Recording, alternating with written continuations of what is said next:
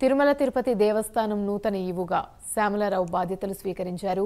ఈ సందర్భంగా ఆలయానికి వచ్చిన శ్యామలరావు దంపతులకు అర్చకులు వేదాశీర్వచనం అందిస్తూ స్వాగతం పలకగా ఆలయ జేఈఓలు వీరబ్రహ్మం, గౌతమి తీర్థ ప్రసాదాలు అందజేశారు.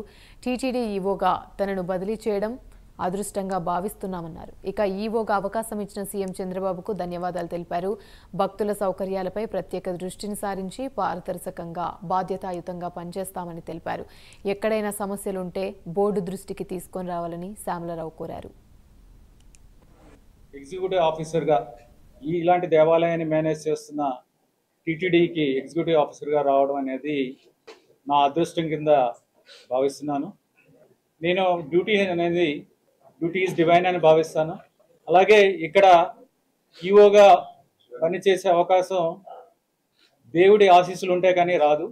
ఆ దేవుడి ఆశీస్సులతో అలాగే మన రాష్ట్ర గౌరవ ముఖ్యమంత్రి గారు శ్రీ నారా చంద్రబాబు నాయుడు గారు నా మీద ఎంతో నమ్మకం ఉంచి ఈ టీటీడీకి ఈవోగా ఇవ్వడం చాలా అదృష్టంగా భావిస్తున్నాను. ఆయనకి నా హృదయపూర్వక ధన్యవాదాలు తెలియజేస్తున్నాను.